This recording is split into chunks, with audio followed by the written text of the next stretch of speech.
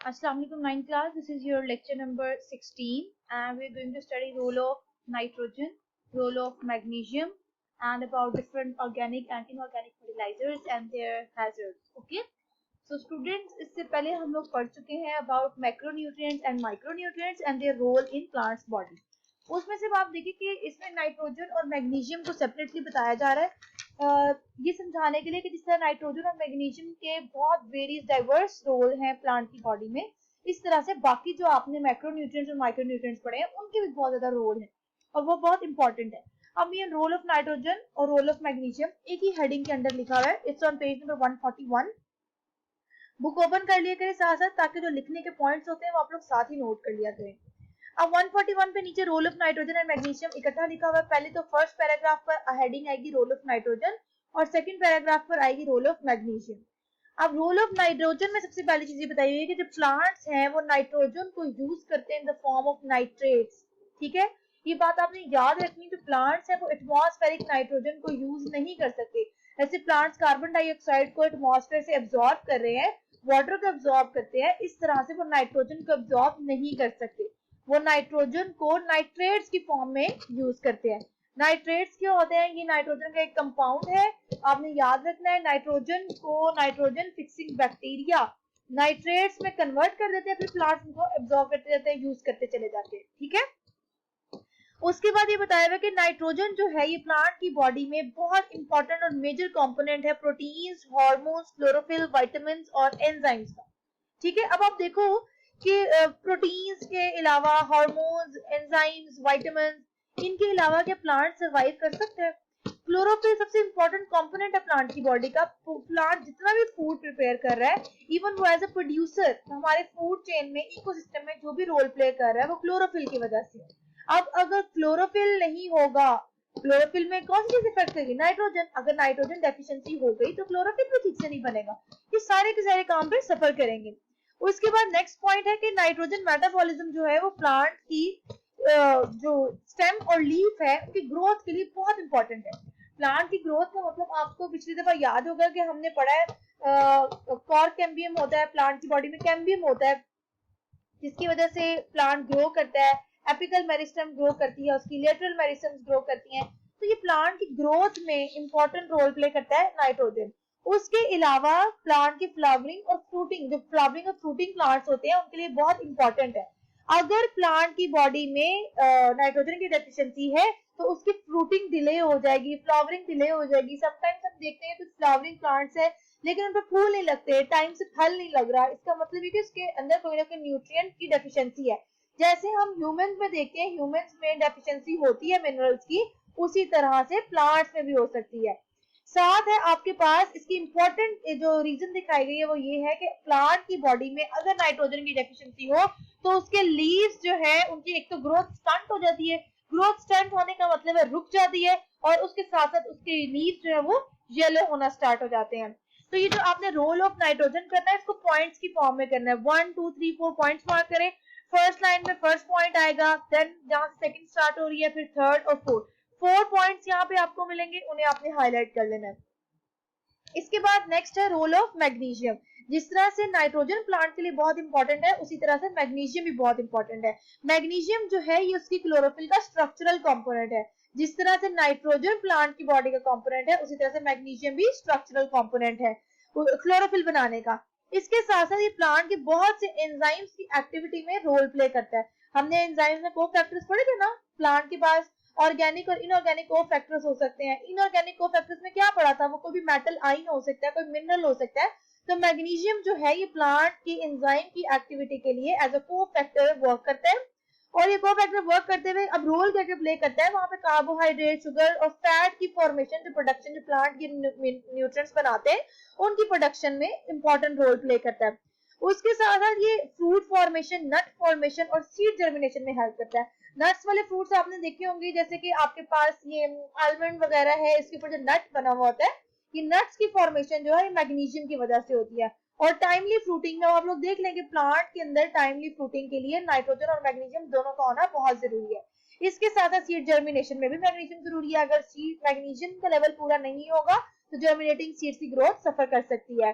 Last पे इसकी deficiency भी बताई हुई है कि मैग्नीशियम की डेफिशिएंसी से भी येलोइंग हो जाती है और विल्टिंग ऑफ लीफ हो जाती है। नाइट्रोजन का लेवल अगर कम होगा, प्लांट की बॉडी में नाइट्रोजन की डेफिशिएंसी अगर होगी तो उसकी ग्रोथ स्टंट हो जाएगी, रुक जाएगी, ठीक है।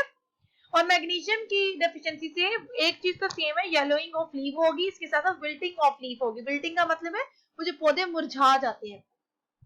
ये दो टॉपिक जो है इसका और नेक्स्ट वाले का कुछ पोर्शन, जैसे कि मैं आपको कहूंगी कि फर्स्ट पैराग्राफ जो है पेज नंबर 142 का फर्स्ट पैराग्राफ, ये आप लोग आज की डायरी में कर लें और बाकी जो है ये आपका फ्राइडे की डायरी में होगा, लेकिन ये है एक ही वीडियो में स्टोर, ठीक है।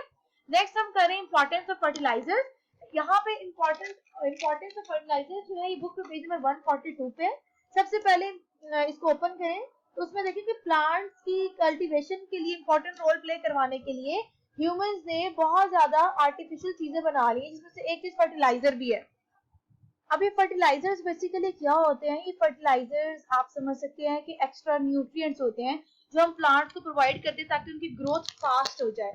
और जैसे कि आपने पहले देखा कि नाइट्रोजन की डेफिशिएंसी अगर हो जाएगी तो प्लांट्स की ग्रोथ स्टंट हो जाती है, फ्रूटिंग डिले हो जाती है, फ्लावरिंग डिले हो जाती है। तो आप सोचे कि वो प्लांट्स जिनकी क्रॉप्स जैसे कि हमारे पास और या फिर फ्रूट्स वाले प्लांट्स जो हैं, जो हम इवन आप देखिए तो यहाँ पे बहुत से फ्रूट्स जो है वो एक्सपोर्ट भी कर रहे हैं, काफी सारी चीजें, क्रॉप्स का जो बीज है आपके पास, ये सब चीजें हम एक्सपोर्ट भी करते हैं। अगर इन सब की ग्रोथ रुक जाए या इनकी फ्रूटिंग वगैरह डिले हो जाए, सीड फॉर्मेशन ना हो, सीड जर्मिनेशन ना हो किसी ना किसी न्यूट्रिएंट की वजह से, फिर तो बहुत प्रॉब्लम हो सकता है। इसीलिए फार्मर्स जो हैं उसके लिए एक्सटर्नल न्यूट्रिएंट का सोर्स यूज करते हैं, क्योंकि हो सकता है ना कि जिस सॉइल में वो ग्रो कर रहे हैं उस क्रॉप को, उस सॉइल में वो न्यूट्रिएंट की डेफिशिएंसी हो। अब उसके लिए जो न्यूट्रिएंट्स बनाए गए हैं उसमें सर्टेन मटेरियल्स ऐड किया जाता है। आपके पास फर्टिलाइजर्स की बहुत ही टाइप से अब आप वाकिफ होंगे। फर्टिलाइजर्स के लिए कॉमन मैं आपको बता दूं कि हमारे पास ऑर्गेनिक फर्टिलाइजर्स भी होते हैं और इनऑर्गेनिक फर्टिलाइजर्स भी होते हैं। ये दोनों क्वेश्चंस को अच्छे से मार्क कर लें। आपके पास पेज नंबर 41 42 पे इंपॉर्टेंस ऑफ फर्टिलाइजर्स का जो सेकंड पैराग्राफ है उस पर हेडिंग दें इनऑर्गेनिक फर्टिलाइजर्स, और जो थर्ड पैराग्राफ है उस पर हेडिंग दें ऑर्गेनिक फर्टिलाइजर्स। जो साइड बॉक्स है उस पर क्वेश्चन लिखें difference between organic and inorganic fertilisers, ठीक है। अब ये ऑर्गेनिक और इनऑर्गेनिक फर्टिलाइजर्स क्या होते हैं? इनऑर्गेनिक फर्टिलाइजर्स वो होते हैं जो कि रॉक्स, मिनरल्स और सॉइल वगैरह से ऑब्टेन किए जाते हैं, जो अंडरग्राउंड चीजों में से निकलते हैं, जो मिनरल्स में से लिए जाते हैं, इन्हें हम कहते हैं इनऑर्गेनिक फर्टिलाइजर। जैसे कि आपके पास अगर हम बात करें फॉस्फेट एक मिनरल है, सल्फर आपने पीछे देखा एक मिनरल है, तो ये फॉस्फेट और सल्फर जो है ये किसी लिविंग सोर्स से नहीं लिए जाते, बल्कि ये तो फॉस्फेट की रॉक्स होती हैं हमारे पास, सल्फर जो है ये मिनरल्स की फॉर्म में जमीन से निकाला जाता है। तो ये सारी चीजें इस तरह के जो एलिमेंट्स हैं जो प्लांट की ग्रोथ के लिए बहुत इंपॉर्टेंट है, लेकिन इसको लेने का जो सोर्स है वो रॉक्स और सोइल मिनरल वगैरह जैसी चीजें हो, तो वो होते हैं इनऑर्गेनिक फर्टिलाइजर। इसी तरह से अगर हम वाटर की बात करें तो वाटर, इनऑर्गेनिक फर्टिलाइजर जो है ये वाटर में बहुत इजीली डिसॉल्व हो जाते हैं। अगर वाटर में इजीली डिसॉल्व, वो फर्टिलाइजर जो वाटर में जल्दी डिसॉल्व हो जाता है ना, वो प्लांट के लिए बहुत बेनिफिशियल है, क्योंकि प्लांट वाटर तो हर वक्त एब्जॉर्ब कर रहे हैं और बहुत जल्दी एब्जॉर्ब कर लेते हैं। तो वो चीज जो पानी में डिसॉल्व हुई हुई होगी, प्लांट उसको भी बहुत जल्दी एब्जॉर्ब कर लेंगे। जितनी जल्दी प्लांट फर्टिलाइजर को एब्जॉर्ब करेगा उतनी जल्दी उसमें वो फर्टिलाइजर अपना रोल प्ले करेगा। नेक्स्ट है आपके पास ऑर्गेनिक फर्टिलाइजर्स, तो वो फर्टिलाइजर जिनको हम लिविंग सोर्सेज से लेते हैं, दूसरे लिविंग प्लांट्स या एनिमल मटेरियल से लिया जाता है, वो है आपके पास लिविंग फर्टिलाइजर्स। जैसे कि अब आप देखें कि हमारे पास मेन्योर है, कंपोस्ट है। कंपोस्ट चीजें जो है, कंपोस्ट क्या होता है? कचरे जो हम कचरे को जमीन में दबा देते हैं, कहते हैं ना जो घर का कचरा है, जो डोमेस्टिक वेस्ट है, उसको कंपोस्ट जमीन में गहरा गड्ढा खोद के उसमें दबा देना चाहिए। इससे होता क्या है? With the passage of time वो चीजें डिकम्पोज होने लग जाती हैं। डिकम्पोज होती है तो क्या होता है? देखिए उस कचरे में जहाँ पे फलों के छिलके थे, कोई खाने वाला, कोई भी मिनरल, कोई खराब चीज ही अगर कोई खाने वाली आपने फेंकनी थी, ये सब चीजें जब जमीन में दबा दी जाती हैं तो ये डिकम्पोज होती हैं। और डिकम्पोज होने का मतलब है ये उन मिनरल्स में कन्वर्ट हो जाती है जिनसे ये मिलकर बनी हुई होती हैं। और मैन्योर की अगर बात करें, जो काउ डंग वगैरह है, इसको भी हम एज अ फर्टिलाइजर यूज करते हैं कि नेचुरल फर्टिलाइजर है। क्यों नेचुरल फर्टिलाइजर के तौर पे यूज करें? क्योंकि उसमें यूरिया और नाइट्रोजन की बहुत ज्यादा अमाउंट, वो नाइट्रोजिनस वेस्ट है ना एनिमल्स का, अब वो एनिमल्स का नाइट्रोजिनस वेस्ट जो है उसमें नाइट्रोजन की अमाउंट बहुत ज्यादा है, तो उसी को हम एज अ फर्टिलाइजर भी यूज कर रहे हैं। इसी तरह से कुछ हमारे पास फर्टिलाइजर्स हैं जो कि साइड बॉक्स में बताया हुआ है। यूरिया की अगर हम मिसाल लें, यूरिया जो है ये एक नेचुरल सोर्स में भी पाया जाता है, तो ये ऑर्गेनिक फर्टिलाइजर है। लेकिन अब क्योंकि इसको आर्टिफिशियली लैब में भी प्रिपेयर किया जा रहा है, तो जो लैब में प्रिपेयर किया जाता है उसको इनऑर्गेनिक फर्टिलाइजर कंसीडर किया जाता है। तो साइड बॉक्स में आपको यही बताया हुआ है कि फर्टिलाइजर जो है ऑर्गेनिक और इनऑर्गेनिक में कभी कभी डिफरेंशिएट करना बहुत मुश्किल हो जाता है। उसके साथ आपके पास नेक्स्ट टॉपिक है, और next topic is environmental hazards. अच्छा, जहां पे हमने फर्टिलाइजर्स की इतनी इंपॉर्टेंस देख लिया है, वहां पे उनके कुछ हैजर्ड्स भी आ गए। हैजर्ड्स का मतलब होता है खतरा। सबसे पहला जो पैराग्राफ बड़ा वाला लिखा हुआ है उस पे हेडिंग लगाएं, environmental hazards of inorganic fertilisers. Last में जो 2 लाइंस लिखी हुई है उस पर लिखे environmental hazards of organic fertilisers. ठीक है, शॉर्ट क्वेश्चन में ये अलग से पूछा जा सकता है कि ऑर्गेनिक फर्टिलाइजर का कोई हैजर्ड है तो वो बताएंगे, इनऑर्गेनिक का तो आपको पता होना चाहिए। इनऑर्गेनिक फर्टिलाइजर में सबसे पहली चीज ये बताई हुई है कि अगर सॉइल में इनऑर्गेनिक फर्टिलाइजर का कंटेंट जरूरत से ज्यादा हो जाए तो ये सॉइल की न्यूट्रिएंट होल्डिंग कैपेसिटी को डिस्टर्ब कर देते हैं। न्यूट्रिएंट होल्डिंग कैपेसिटी का मतलब होता है कि अगर सॉइल में जो न्यूट्रिएंट्स हैं आपने आर्टिफिशियली भी डाले हैं या रेन हो रही है, बारिश के पानी से बहता हुआ कोई न्यूट्रिएंट आ गया, तो सॉइल की अपनी न्यूट्रिएंट होल्डिंग कैपेसिटी है ना वो कम हो जाती है। अगर सॉइल न्यूट्रिएंट्स को होल्ड नहीं कर सकेगी तो क्या होगा, फिर बारिश होगी और उसके साथ जैसे जैसे पानी बहेगा उस पानी में वो न्यूट्रिएंट्स भी डिसॉल्व होकर वहां से लीव कर जाएंगे। इसके बाद नेक्स्ट पॉइंट है यूट्रॉफिकेशन। तो यूट्रॉफिकेशन एक बहुत बड़ा फिनोमेना है, इसको जरा समझ ले ध्यान से, बुक में इतनी डिटेल नहीं दी हुई।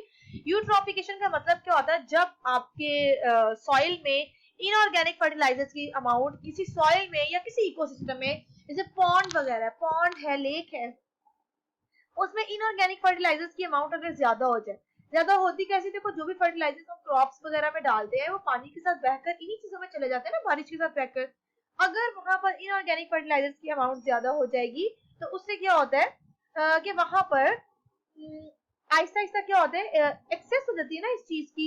इनकी एक्सेस होने की वजह से वहां पर प्लांट्स की ग्रोथ लेट्स सपोज अगर ज्यादा हो गई है, तो प्लांट की ग्रोथ ज्यादा होने की वजह से वो प्लांट वहां वाटर में मौजूद सारी की सारी ऑक्सीजन को कंज्यूम कर लिया करेंगे अपनी बॉडी के डिफरेंट प्रोसेसेस के लिए। फिर उससे होता क्या है कि जब वहां पर ऑक्सीजन की डेफिशिएंसी होती है तो वहां पर एनिमल्स जो है वो डेड होना स्टार्ट हो जाते हैं। एनिमल्स के डेड होने की वजह से उनकी बॉडी में डिकम्पोजिशन के दौरान कार्बन डाइऑक्साइड रिलीज होती है। कार्बन डाइऑक्साइड जब रिलीज हो रही थी उनकी बॉडीज में से, तो वहां पर अब जो प्लांट्स थे उनके लिए भी एनवायरनमेंट डिस्टर्ब हो जाए। प्लांट्स की ग्रोथ जब डिस्टर्ब होगी तो आहिस्ता आहिस्ता, क्योंकि प्लांट्स को खाने के लिए वहां पर कोई एनिमल मौजूद नहीं है, तो उन प्लांट्स का भी डेथ और डिके स्टार्ट हो जाएगा। फिर जब इन सब चीजों की डिकम्पोजिशन स्टार्ट होगी तो डिकम्पोजिशन के प्रोसेस के दौरान ऑक्सीजन यूटिलाइज होती है और कार्बन डाइऑक्साइड रिलीज हो रही होती है। अल्टीमेट एंड क्या होगा कि उस वाटर बॉडी में कोई पॉन्ड या लेक थी उसमें सारी की सारी ऑक्सीजन कंज्यूम हो जाएगी और कार्बन डाइऑक्साइड का लेवल जरूरत से ज्यादा हो जाएगा। फिर होता क्या है कि उस जगह पे पानी में से स्मेल आने लगती है, वो स्टेगनेंट वाटर हो जाता है, खड़ा हुआ खराब पानी बन जाता है। वो पानी जिसके अंदर कभी लाइफ थी फिर कोई लाइफ नहीं होगी, सिर्फ उसमें जर्म्स, बैक्टीरिया और वायरसेस ग्रो करेंगे। ठीक है, तो ये एक बहुत बड़ा नुकसान है वाटर बॉडी का, और ये भी होता है सिर्फ फर्टिलाइजर्स की वजह से। दूसरा है ग्रीन हाउस गैसेज और अमोनिया प्रोडक्शन। अगर हम ज्यादा टाइम के लिए इनऑर्गेनिक फर्टिलाइजर्स को स्टोर करके रखें, जमा करके रखें, स्टॉक बना लिया इनका, तो उसमें से फिर ग्रीन हाउस गैसेज निकलने लगेंगी और अमोनिया गैस भी इसी तरह से प्रोडक्शन स्टार्ट हो जाती है। और अमोनिया टॉक्सिक गैस है, अमोनिया गैस की प्रेजेंस में सांस लेना बहुत मुश्किल है। एक बड़ा इसका ड्रॉबैक ये भी है कि फर्टिलाइजर्स की अमाउंट अगर सॉइल में ज्यादा हो जाए तो उसकी वजह से पेस्ट जो होते हैं उनका प्रोडक्शन रेट ज्यादा हो जाता है। पेस्ट क्या होते हैं, पेस्ट वो कीड़े मकोड़े हैं जो फसलों को लग जाते हैं, फसलों पे लगने वाले वो कीड़े जिनके लिए स्प्रे वगैरह किया जाता है। लेकिन अगर पेस्ट की अमाउंट ज्यादा हो जाएगी तो फिर पूरी की पूरी क्रॉप्स को वो खराब कर देते हैं, कोई ना कोई ऐसी डिजीज उनको लग जाती है, फिर वो क्रॉप ना तो ग्रो हो सकती है ना वो खाने के लिए इस्तेमाल हो सकती है। तो इसलिए हमारे पास क्या किया जाता है, जब भी फर्टिलाइजर देते हैं किसी सॉइल में, उस सॉइल का टेस्ट किया जाता है, उसमें मिनरल्स की अमाउंट चेक की जाती है, फिर डिसाइड किया जाता है कि किस सॉइल में कितनी अमाउंट डालनी है फर्टिलाइजर्स की। लास्ट में एक ही आपके पास ड्रॉबैक बताया हुआ ऑर्गेनिक फर्टिलाइजर्स का, उसमें ये बताया हुआ है कि नाइट्रेट लीचिंग स्टार्ट हो जाती है। नाइट्रेट लीचिंग का मतलब क्या होता है कि उस सॉइल में से नाइट्रेट जो है वो वाटर में डिसॉल्व हो जाता है और वहां से वॉश आउट होने लग जाता है। वॉश आउट होने से क्या होता है कि वो नाइट्रेट जो प्लांट के लिए आपने नाइट्रोजन वाले यूजेस में देखा था कितना इंपॉर्टेंट है, वो अब प्लांट्स को नहीं मिलेगा और इस तरह से नाइट्रेट्स जो है प्लांट की एक्सेस से दूर होते चले जाएंगे। नेक्स्ट आपके पास नीचे एक क्वेश्चन लिखा हुआ है, वो क्वेश्चन मैं आपको नहीं बता रही, वो आपने खुद पढ़ना है। मैंने आपको पहली दफा बताया था कि जो उल्टी स्टेटमेंट वाले क्वेश्चन है वो भी करने हैं। ठीक है, तो इसको अच्छे से याद करें, ये 2 डेज की डायरी है आपकी, फ्राइडे तक।